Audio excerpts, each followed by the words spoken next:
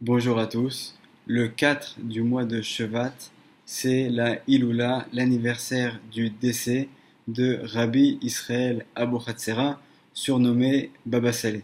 Alors, avant de parler de la personnalité du tzaddik lui-même, on va déjà aborder sa famille et voir donc de qui il vient. Donc, en fait, Baba Saleh est le petit-fils de Rabbi Yaakov Abu Hatzera, donc qui est considéré comme étant le père de cette famille et qui a été donc à l'origine de très nombreux tzadikim qui sont descendus de lui. Donc Rabbi Yaakov Abu Hatzera va avoir un fils aîné qui s'appelle Rabbi Masoud, qui est donc le père de Baba Saleh. Baba Saleh a un grand frère qui est Rabbi David Abu Hatzera, qui va être donc tué à la Kiddush Hashem. Et ensuite donc vient Baba Saleh, donc Rabbi Israël. Donc certains disent même qu'il est appelé Israël justement au nom de son grand-père Yaakov. On sait que Yaakov Israël c'est la même personne et donc que Baba Saleh aurait été appelé donc à son nom. Et dès son plus jeune âge, Baba Saleh va révéler vraiment des connaissances et des aptitudes vraiment hors du commun, vraiment extraordinaires. Et notamment, on va noter qu'à l'âge de 7 ans seulement, il demande à son père de se joindre. En fait, ils avaient à l'époque un groupe de gens qui lisaient le Zohar à Kadosh. Et donc, il va demander à se joindre à eux pour lire avec eux le Zohar. Et son père lui dit, mais mon fils, tu n'as pas l'âge qu'il faut pour commencer à lire le Zohar et à étudier le Zohar. Et donc Baba Saleh insiste, et bien qu'on sait que la plupart des jeunes enfants commencent donc par des textes relativement simples, Baba Saleh transmet à son père le fait qu'il a une véritable volonté en lui d'étudier le Zohar, d'apprendre et de lire le Zohar. Et donc finalement, Rabbi Massoud va demander conseil auprès des gens qui font partie de ce cercle qui lisent le Zohar, et ces derniers vont accepter que Baba Saleh se joigne à eux. Et donc Baba Saleh va commencer donc dès l'âge de 7 ans à étudier le Zohar, et c'est en l'espace d'un an seulement qu'il va terminer totalement donc de lire le Zohar. Pour ceux qui connaissent un petit peu ces textes, il faut savoir que c'est des textes qui sont écrits en araméen, pas évidents à lire, et lui à l'âge de donc en un an, il va réussir à terminer donc cette lecture, et à l'âge de 8 ans, donc on va organiser une fête pour célébrer la fin de la lecture du Zohar, et c'est Rabbi Massoud qui prend sur lui l'organisation de la fête. Et dans l'endroit où a lieu cette fête, donc il y a une grande séouda, un grand banquet, un grand repas qui est donné pour tous les gens de la communauté. Et là, donc à l'époque, leur moyen pour s'éclairer, c'était grâce à des lustres qui étaient alimentés avec des sortes de gobelets remplis d'huile qu'on allumait avec des mèches pour pouvoir éclairer. Et dans cette salle, qui était apparemment une salle magnifique, somptueuse, il y avait un lustre magnifique avec 72 gobelets. Et pour l'occasion, c'est les 72 qui avaient été allumés en l'honneur de Rabbi Shimon Bar Yochai et de la fête donc qu'il célébrait pour la fin de la lecture du Zohar. Et au cours de cette fête, donc il va y avoir de très nombreux chants, des livrets Torah certainement qui vont être dits, et notamment donc Baba Saleh qui est donc bien évidemment le plus jeune qui a terminé le Zohar, et âgé de 8 ans, il va monter sur une des tables qu'il y a là-bas dans cette salle, et il va se mettre à danser. Et pendant qu'il danse, alors il fait jurer le lustre de danser avec lui, et pendant que lui va être en train de danser, là on va voir le lustre également qui danse avec lui devant donc tous les convives, tous les gens de la communauté qui sont là et qui voient donc déjà ce miracle extraordinaire par ce jeune enfant qui a à peine 8 ans. À l'âge de 12-13 ans, donc on a les premiers témoignages qui disent qu'il a fait ce qu'on appelle donc le Tanit Afsaka. Donc en fait, c'est jeûne qu'il faisait depuis la sortie du Shabbat jusqu'au vendredi soir. Donc d'un Shabbat sur l'autre, il jeûnait sans rien manger et restait donc toute la semaine sans rentrer la moindre nourriture dans son corps. Et alors que c'était dans ces générations-là un usage qui était réservé pour des gens extrêmement pieux, alors il faut savoir que Baba Saleh, déjà dès l'âge de 12-13 ans, on a un témoignage qui dit qu'il faisait déjà ces jeûnes-là, et c'est même son grand frère, Rabbi David, qui va lui faire le reproche en lui disant mais qui t'a autorisé à te comporter de la sorte? C'est un comportement qui est réservé à des gens très très pieux qui sont arrivés à un certain niveau. On voit que Baba Saleh déjà dès son plus jeune âge, était habitué à ce genre de comportement. C'est l'occasion également, puisqu'on parle de ce jeune de Tanit Afsaka, c'est également l'occasion de rappeler la mémoire donc d'une personne très très pieuse qui n'a pas eu d'enfant, donc je pense que c'était l'occasion de le faire maintenant, de rappeler sa mémoire, puisqu'on ne sait pas à quel âge elle est, à quelle date exactement elle est décédée. Elle est surnommée Gisela, la femme de Rabbi Yehuda de la famille Azria, qui elle également, j'ai des témoignages qui disent sur elle, donc elle a vécu en Tunisie, et qui a également été une femme très très sainte, très très pieuse, et à la fin de sa vie, même qu'elle était très faible, elle continuait à faire ce Tanit Afsaka, au point que elle était au dernier jour de la semaine totalement couchée, et les rabbins de l'époque disaient mais il vaut mieux qu'elle s'arrête, parce que si Chas de Shalom, elle décède à cause du jeûne, alors au lieu d'avoir fait un acte positif, elle aura fait au contraire un acte qui est interdit, on n'a pas le droit bien évidemment de se donner la mort, et au point même que lorsque Shabbat rentrait, alors elle n'était même pas en état de pouvoir boire d'elle-même, et il fallait que des gens viennent doucement, doucement, goutte par goutte, lui ouvrir la bouche et lui mettre l'eau dans la bouche, et doucement, doucement, elle reprenait ses esprits, et elle pouvait se mettre donc à manger, à prendre des forces le Shabbat. Donc on voit que c'était un usage qui est moins de nos jours, mais qui était très répandu il y a encore 50, 100 ans. Ensuite, à l'âge de 17-18 ans, alors j'ai pas l'âge exact, mais donc le père de Baba Saleh, Rabbi Massoud, va décéder, et c'est Baba Saleh qui va être nommé comme Dayan, comme juge du tribunal rabbinique, pour pouvoir trancher dans toutes les affaires de la communauté. Son frère, donc son grand frère, Rabbi David, va être assassiné par les Arabes au Maroc, et ça va être un véritable bouleversement pour Baba Saleh, qui va prendre les écrits de son frère, et qui va venir à l'âge de 30 ans en Israël pour les faire imprimer en Israël. Et là, donc, il va également en profiter pour visiter le pays, et notamment se rendre dans la ville de Tzfat. Pour ceux qui connaissent la ville de Tzfat, il faut savoir que là-bas, bien évidemment, a vécu il y a environ 300-400 ans le Harizal avec son élève Rabbi Chaim Vital. Et aujourd'hui, donc, il y a ce qu'on appelle la synagogue du Harizal. Et bien que le Harizal, et les textes le prouvent, était donc d'origine ashkénaze, alors il y a deux synagogues en son nom. Une qui est la plus connue, qui est surnommée justement la synagogue du Harizal, qui est la synagogue ashkénaze, qui se trouve dans la vieille ville de Sfat. Mais il y a également dans la descente, juste en haut du cimetière, du vieux cimetière de Tzfat, une autre synagogue qui est appelée la synagogue séfarade du Harizal. Et c'est dans cette synagogue-là que Rabbi Chaim Vital avait l'habitude de s'isoler pour étudier et pour enseigner à son élève Rabbi Chaim Vital. Et il faut savoir que depuis le décès du Harizal, plus personne ne pouvait rentrer dans cette synagogue, dans la synagogue séfarade qui se trouve jusqu'à aujourd'hui encore, donc juste avant le cimetière. Et tout celui qui rentrait, alors à cause de la sainteté qu'il y avait là-bas, mourait directement, au point que finalement donc les Gabaïm, les responsables de la communauté, avaient décidé de fermer, de verrouiller à clé cette synagogue et d'y interdire l'accès à qui que ce soit. Et lorsque Baba Saleh va arriver donc en Israël, il va demander à rentrer dans cette fameuse synagogue. Et là, donc bien évidemment, au début, on lui refuse les clés, et lorsqu'on voit son insistance et qu'on voit le fait qu'il avait vraiment la hirat shamayim, la crainte du ciel, donc finalement, le responsable de la communauté va accepter de remettre la clé à Baba Saleh en le prévenant qu'il déclinait toute responsabilité pour ce qui pourrait advenir de la vie de Baba Saleh. Et là, donc, Baba Saleh va rentrer dans cette pièce, dans cette synagogue, il va faire un tour dans la synagogue, et au bout d'un certain moment, il va en ressortir, il va dire, c'est bon, tout celui qui veut à présent peut rentrer dans cette synagogue. Et en effet, à partir de ce moment-là, le décret donc, avait été annulé, était terminé, et donc, jusqu'à aujourd'hui encore, on peut entrer dans cette synagogue, et il n'y a plus personne qui meurt en y entrant.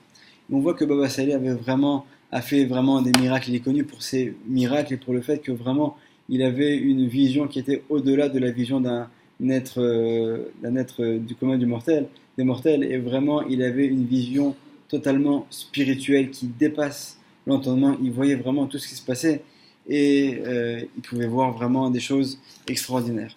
Alors notamment, on va rapporter une histoire sur un Rav qui avait écrit un livre dans lequel en fait il émettait une critique sur le Or Hachaim Akadosh, donc Rabbi Chaim Ben Attar.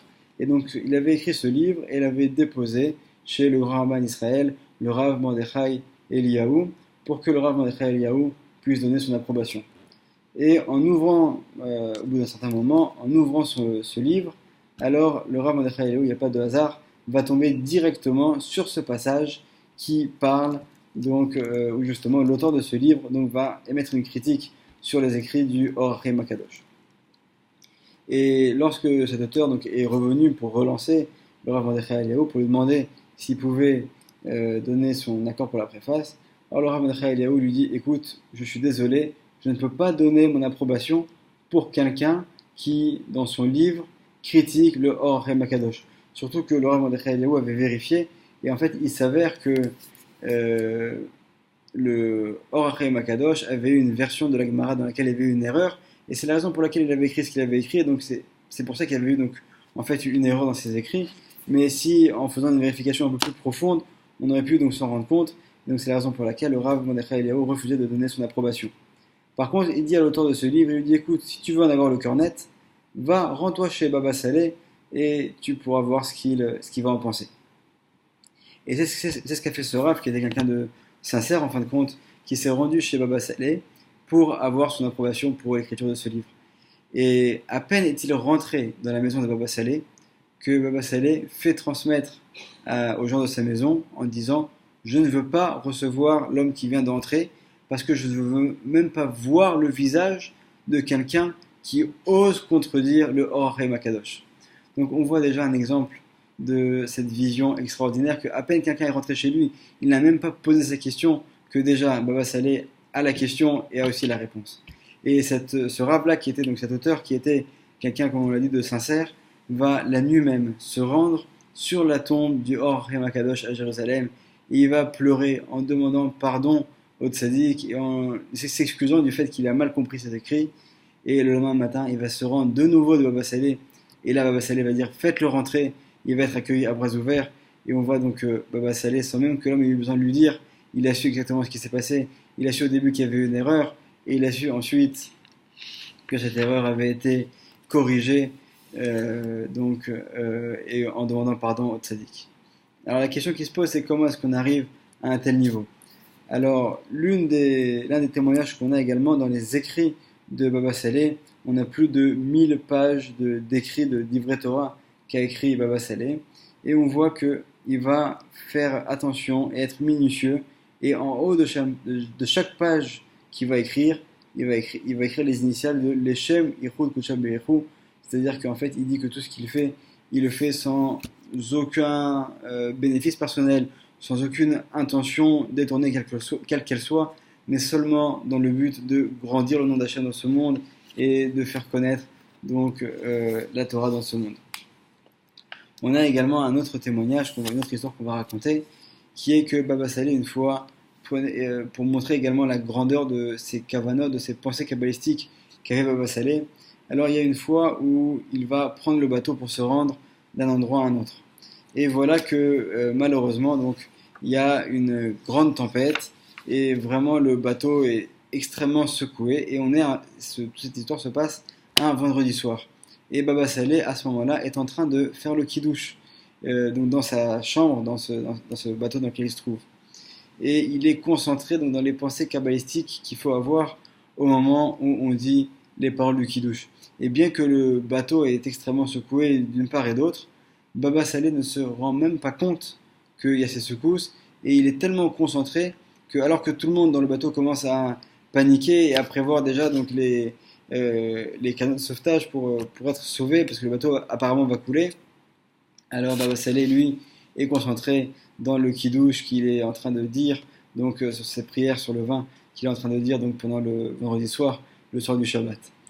Et au bout d'un moment, donc, le capitaine rentre dans la chambre où se trouve Baba Saleh, et lui dit: écoute, on ne peut pas continuer comme ça, tout le monde doit monter, on ne savait pas que tu étais là, tout le monde doit monter maintenant et se rendre pour se préparer donc, au fait que le bateau va couler. Et là, Baba Saleh se rend compte de la situation, et c'est seulement à ce moment-là, lorsqu'on lui a dit qu'il se rend compte, il ne s'arrête pas pour autant, il termine le kiddush, le goûte et ensuite donne son verre avec sa coupe de kidouche pleine de vin. Donc au capitaine, il lui dit écoute, va, prends ce verre et verse un petit peu du vin dans l'eau. Et c'est ce que va faire donc alors, le capitaine ou celui qui accompagne Baba Saleh, ils vont verser de ce vin dans l'eau et par miracle, la tempête va s'arrêter et donc tout le monde va être sauvé. Donc c'est encore une fois une des histoires qui montre la grandeur de ce tzaddik de Baba Saleh.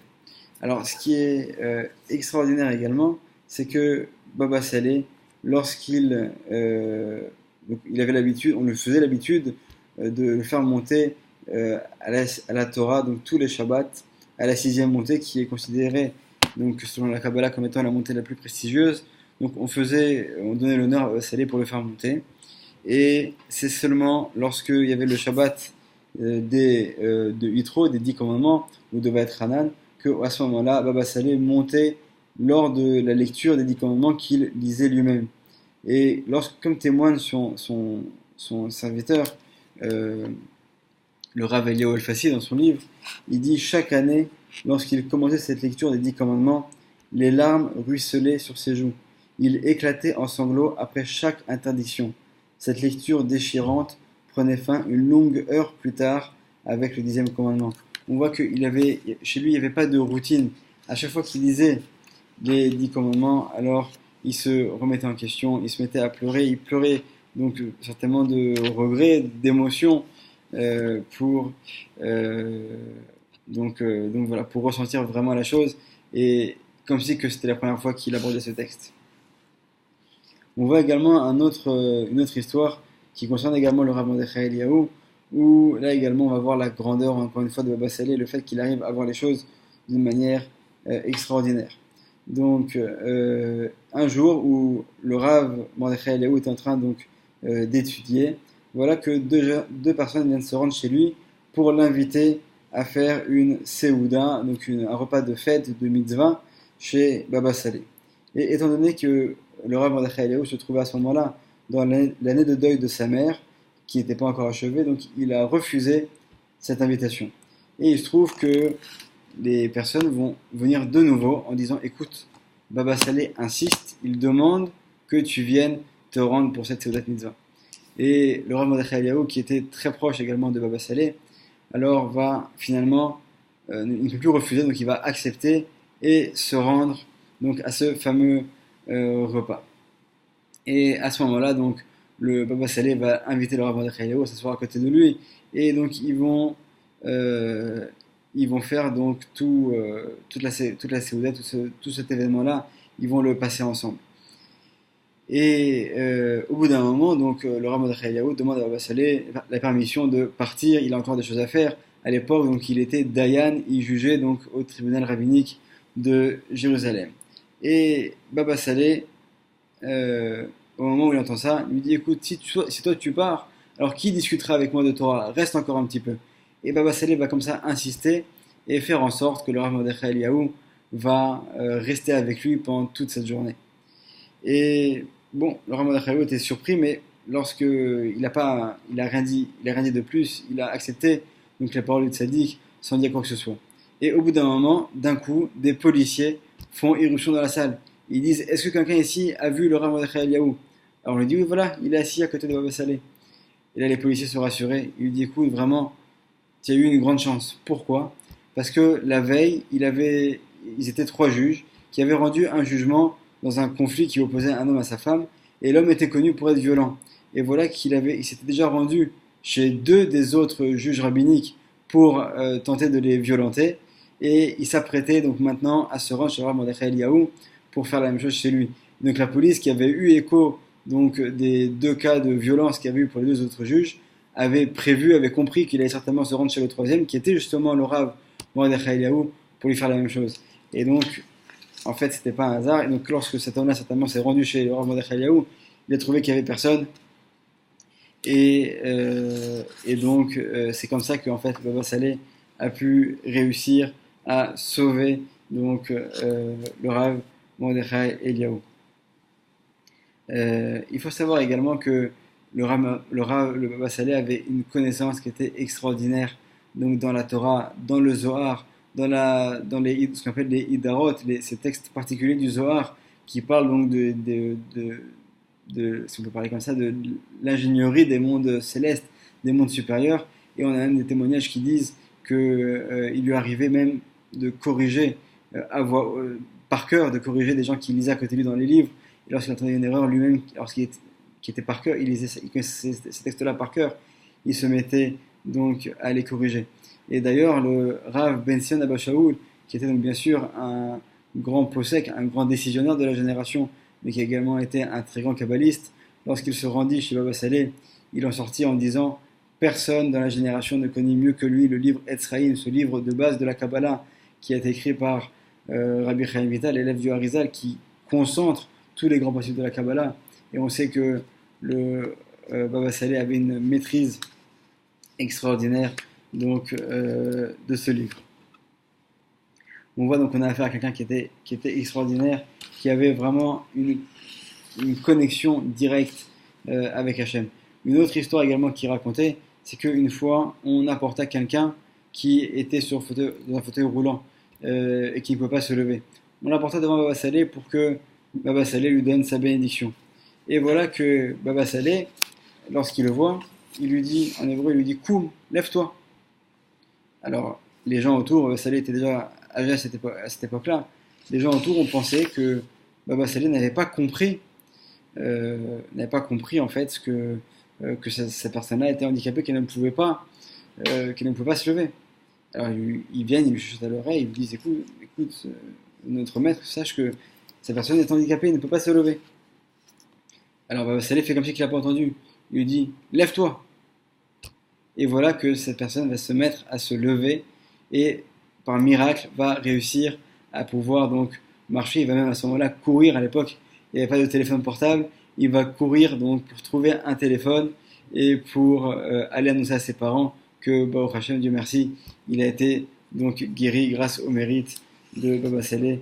Et en fait, on voit que ce que disent nos sages, lorsque le tzaddik décrète, le juste dans ce monde-là décrète, alors Hachem va accomplir ses paroles. Et on voit que Baba Saleh, donc c'était un niveau vraiment extraordinaire.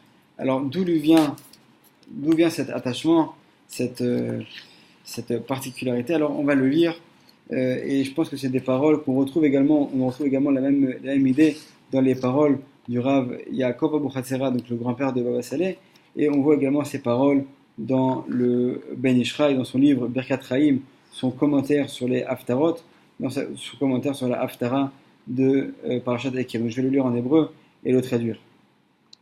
Vechen amru, Talmid echad aya lo, לרבי מאיר, שהיה יודע לתאר את השרץ בכאן טעמים, אך באמת, אף על פי שיש ביד החז"ל כוח בזה, עם כל זאת, הם עסוקי שמטתה הליבה דהלכתה, שעושים לדבר הלכה באמת לאמיתה, וזהו שבחייהו הנכון, שאינם סומכים על טעמים כאלו להקל ולהתיר. Donc, pour résumer les paroles qui sont dites ici, et c'est des choses qui ont accompagné Baba Saleh, bien que les sages ont la possibilité, la connaissance de trouver toujours des moyens de solutionner la halakha, de prendre une voie qui est une voie toujours plus facile. Alors ils vont faire ça lorsqu'ils vont le faire pour des gens qui viennent leur demander conseil, mais pour eux-mêmes ils vont toujours être très exigeants et très durs avec eux-mêmes. On voit que Baba Saleh, c'était une personne véritablement qui a vécu dans un certain retranchement, dans une certaine isolation, et pour arriver à des niveaux énorme, des niveaux extraordinaires d'une vue spirituelle qui dépasse l'entendement, qui dépasse la vision humaine qu'une personne normale pourrait avoir. Et c'est un niveau de proximité avec Dieu, avec Hachem, de spiritualité, qui lui permet donc pas seulement de faire simplement des miracles, mais également d'arriver à un amour du homme Israël, un amour des uns et des autres, et également d'arriver à un niveau de Torah, à un niveau de concentration, de connaissance, de tous les textes, de connaissance également de la Kabbalah, des pensées kabbalistiques. Et on voit que tout cela a été possible par le fait qu'il a accompli les mitzvot, qu'il a accompli les commandements divins, qu'il les a mis en application et qu'il a toujours donc fait attention à chaque parole qui sortait de sa bouche, à chaque aliment qui rentrait dans sa bouche, à chaque chose qu'il allait dire, à chaque pensée, à chaque manière de se comporter. Bézard Hachem, que le sroud du tzaddik puisse nous accompagner et que nous aussi, on puisse non seulement avoir la protection de Baba Salé tout au long de l'année à venir, mais également s'inspirer de sa manière de se comporter. Alors bien évidemment, c'est pas nous d'avoir de tels comportements, de faire des jeûnes, etc. Mais déjà de manière simple, d'accomplir la Torah comme il faut, d'avoir les bonnes pensées, d'avoir les bonnes paroles, de faire attention à la manière dont on se comporte l'un envers l'autre. Et si je peux me permettre également de le dire, je le dis avant tout pour moi, notamment en cette période en Israël où on approche des élections et c'est une période où chacun se tire l'un sur l'autre. Alors c'est également le moment de rappeler l'amour qu'avait Baba Salé pour chaque personne du Ham Israël, chaque personne qui venait le consulter, alors quelle attention il avait de venir l'écouter et de tenter de solutionner ses problèmes, et qu'on puisse nous aussi s'inspirer de cet amour dans le Ham Israël de l'un envers l'autre, et également de nous-mêmes envers notre Créateur. Que le Sroud du Tzaddik nous protège et nous accompagne. Amen, ve Amen.